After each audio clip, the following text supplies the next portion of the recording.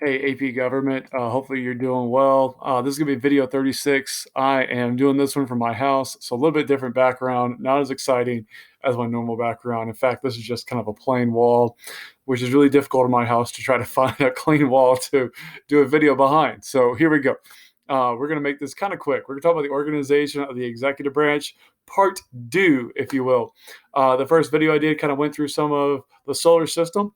And we kind of filled this in a little bit, right? We were talking about the different parts of the executive branch and how really this branch has grown larger and more powerful than any other branch. Remember, this is Batman, and the same thing is like as Batman became a superhero over time, the executive branch has become the super kind of power of a governmental branch over time. So the very beginning, you get the president and the vice president in the center. The Who, if you remember the Who, this is like the West Wing. These are people who are the really close friends to the president. They do not have to be confirmed by the Senate, just allies and supporters, and whoever the president wants to be close to him, that's in the White House office. Okay, so personal loyalty is a pretty big deal.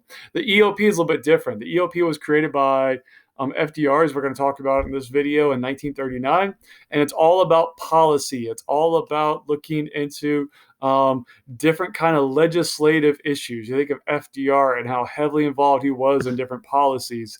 That's the EOP. Then you get the cabinet. Those are the 15 major departments of our federal government. They oversee everything from education to labor, commerce, health and human services, state, defense, and whatnot. And then at the very farthest end, you get the independent agencies. So I got all the way through talking about the Who. I'm going to try to get through the EOP, the cabinet, and the independent agencies in this video. Okay. So just by, real quickly, reminder, the Who's basically the White House, allies, their staff. They don't need any kind of Senate consent. And their whole thing is to try to gather information and to help out the president. That's the job of the Who, is to help the president. Okay, this is the West Wing people. Okay, there's all sorts of people in there that fall under here. You have all sorts of advisors. Again, the press secretary, you don't need Senate confirmation for that.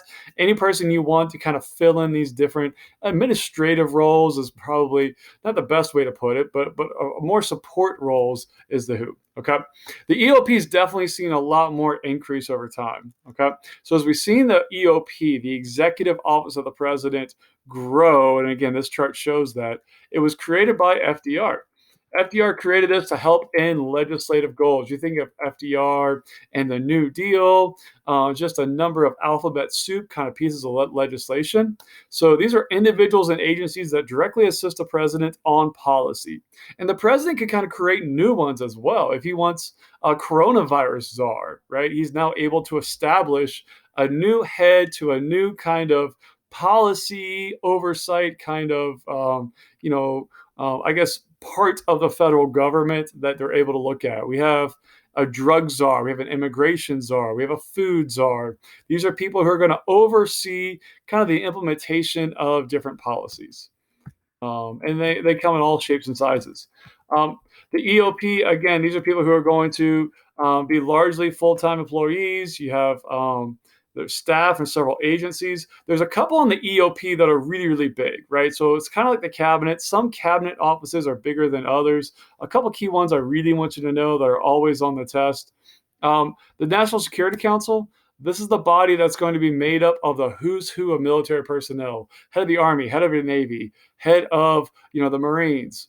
And then you also have the chairman of the Joint Chiefs of Staff, Secretary of State, Secretary of Defense, the Attorney General. Really, your brain trust of foreign policy makes up the National Security Council. The vice president's also in this as well as a way to try to give them insight in case something does happen to the president. They know something going down. Many times you've seen that famous photo. I think I have it coming up here of Obama when they were taking out Osama bin Laden. And that's in his National Security Council. Okay. We have a couple other ones here that are important to know. The Office of Management and Budget, the OMB. This is going to be a governmental kind of like office that helps the president create his annual budget. So what's kind of weird about this process is that the president creates the budget and then Congress, they can either take that budget and they can use it or they can kind of trash it. They create their own budget, right? But the president has a little bit of this budget not really power, but the president does submit his budget because most of the budget covers the executive branch, right? And that's one of the big things that obviously Congress can do to limit some of that. So those are the big ones there. There's a couple other ones in here. We can talk about like the Council of Economic Advisors. But again, these are people who are largely over policy areas that are going to be involved. Okay. Again, some of them are going to be confirmed by the Senate. And we can talk about the ones that are not. Okay. The largest agency in the EOP is the Office of Management and Budget. That helps prepare the president's annual budget. They kind of indicate what the president wants to pay for and how much. And again, that's just kind of the overall budget there. This is a key way for the president to influence government direction and policy is to kind of increase budget areas and to show this is what he wants to spend money on. And then ultimately, again, he has no constitutional power over the budget. This is given to Congress, but the president has largely kind of taken an active role in submitting the budget and saying this is what I'd like for it to be paid for. Okay, the National Security Council, again, this is a big one. This is going to be the one that really helps to kind of oversee foreign policy. It helps coordinate American military foreign policy.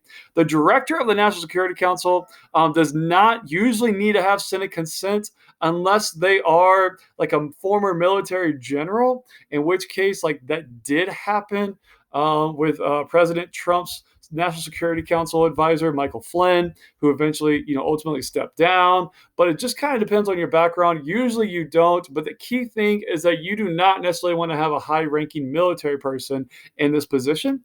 You want someone who kind of can be the middleman, because the military people will tell the National Security Council, here's what we advise, here's what we think. And that helps to save their skin a little bit so that it's not so political in there. So the National Security Council is kind of like a channel between the military leaders and the president. Okay, here's a picture I told you about of Obama, and of course here's President-elect Joe Biden. You see Secretary of State at the time here. This is Hillary Clinton. This is Andy Card, I believe. That was the chief of staff for the president. You can see some other cabinet members in here. Here's the chairman of the Army. I believe this is the Secretary of Defense, maybe Bob Gates. Don't hold me to that. And then some other members here within the National Security Council. This is the live shot that they're getting when they're actually taking out Osama bin Laden. Here's kind of the military compound with that. Council of Economic Advisors, again, kind of helping to formulate economic policy. Okay, 3 reasons for the growth in the EOP. Really, every president gets to reorganize this. They kind of get to figure out new, different departments and offices they want to use. Again, because some problems are really complex, the president has really wanted this expert advice. That's why I think the P in the EOP is really significant, because it's policy advice. And of course, this is all about trying to organize a massive bureaucracy. Here's all the policy czars. You can look at a couple policy czars. Again, some of them had to be confirmed by the Senate, but not all of them. Again, most of them are not confirmed by the Senate, so you can look at a bunch of policy czars in here for different presidents. Okay, the cabinet. The cabinet, these are the 15 secretaries, if you will. They oversee the 15 different departments of our federal government. They all have to be confirmed by the Senate, so the president appoints. The Senate confirms, so President-elect Biden, soon to be President Biden, will basically nominate, maybe Andrew Yang for Secretary of Labor, right? I don't know who he wants for Secretary of State. I've heard Susan Rice is a top pick. She was the UN advisor, the UN ambassador under Obama. So that would be a good one. She has some foreign policy experience. So we'll see. Some of these are more important than others, like Secretary of Agriculture. Who cares, right? Seriously. But Secretary of, Defense, Secretary of State, that's a much stronger position you want to know about, okay? You do want to see maybe some shifting loyalties could happen. I like to think of the cabinet secretaries kind of like principals, right? So principals over a high school, they're appointed and they're basically kind of overseeing a department, but sometimes the principal comes in and they're the new people, right? Like they're the people who have not been there before. So they have to kind of figure out how it works before they really start to implement their own agenda. And of course, who are they loyal to? Are they loyal to their department, or are they loyal to the president? And that can kind of change as some of these departments are further removed from the president than others. Anyway, I used to have a fun saying. I won't make you guys memorize the 15 departments, but it's things like Virginia hates tech, just like I did in high school. is kind of the anachronism, I guess, or anagram, I think maybe is the better word here that we would use. VA, Veterans Affairs, Health, Agriculture, Transportation, Energy, State. The other T is Treasury. What is it? Education or Energy, whichever one I haven't used. Commerce. This could be HUD, Justice, Labor, Interior, Defense, and Homeland Security. Oof, got them all. I think I did. All right, here's again Obama with his cabinet there, and here's Trump with this cabinet up here at the top, and then again Obama down there with his cabinet. So these are your 15 kind of people that oversee different kind of positions. Okay, last little bit here. The independent agencies. So think of these as going to be, they're independent of cabinet departments. And they're really not like, some of them are larger than others. But their idea is that they are further removed from the president. They're more independent in a way that not as like they're going to meet with the president on a frequent basis. They're going to kind of oversee a policy area of government and whatnot. So government departments, agencies, and commissions, they are the bureaucracy. I'm going to talk about the bureaucracy at the end of all these videos in one single video. You know about the Iron Triangle, which is a big part of the bureaucracy. We're just going to flesh that side out a little bit more, okay? So you got a couple of different areas. You got types of agencies. The first ones are independent executive agencies. These kind of act like a cabinet department, but they're not part of a cabinet. This is what you hear about now, like the General Service Administration. They oversee transitions, and you hear about that a lot now with Trump not conceding. And this kind of prevents the GSA from giving the necessary like paperwork for the Biden administration, incoming Biden administration, to get paid, if you will. And also for hiring purposes. You also have NASA, the EPA, the CIA, Selective Service. They kind of run independent, okay? They have independent regulatory commissions. These are the ones that are the furthest removed from the president. These serve a fixed term. So the president can't just come in and just fire and bring in new people to the FCC, the SEC. They regulate the stock market, the FEC. So they're really outside the control of the president. They have certain terms, and when their terms are up, the president gets to appoint people.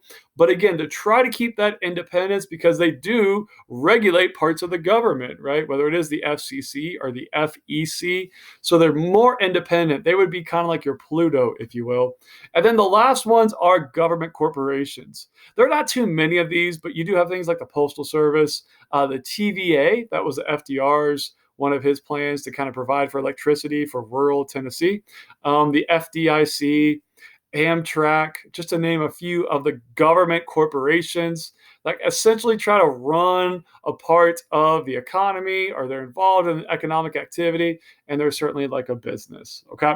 Here's kind of the overall big pictures. You got the president, the EOP, right? Of course, the WHO is with the president. We're not going to mention them. The EOP, they're the policy advisors, right? The OMB, the NSC are the two big ones. Here's all the different departments, and then here's all your independent agencies and government corporations. So you can take a look at a lot of them through here, and I might ask you to kind of look through this slide and give me some. Like the Peace Corps is an interesting one, right? U.S. Postal Service, we talked about them. National Foundations on the Arts and Humanities, okay? The national, right? So here's NASA, National Aeronautics and Space Administration. The Federal Reserve System is part of, again, kind of like an independent agency. We'll talk more about them later on in another video. Okay, I'm gonna skip over some of this, guys. A few questions I'll show you, and then we'll let you go. When selecting a vice president candidate, president nominees are usually concerned primarily with choosing a running mate who, this is the idea of balance the ticket, adds balance to the national ticket. Well, there you go. One is B, okay? Which of the following is a member of the White House staff, right? So the White House staff, a person who is going to largely be, inside the inner circle, if you will. And this is going to be the National Security Advisor, right? This is a person who works with like in the EOP is usually when we're thinking of. All these other people are going to be elements outside of the White House staff. United States Constitution says that Congress has the power to coin money. Ooh, this is an example of it's a power that you can see. So that would be an enumerated power or express power. Okay. Lastly, here, a debate of a bill in the House under a closed rule. If it's a closed rule, that means that what you can't amendments to the bill cannot be offered. All right, guys, I'm going to leave it there. Hopefully, that was a good overview of the organization of the executive branch. We'll pick up another video and we'll talk about kind of the powers of the executive branch in our next set of videos and how they've changed over time. Thanks for watching, guys. I appreciate it. We'll talk to you all soon. Goodbye.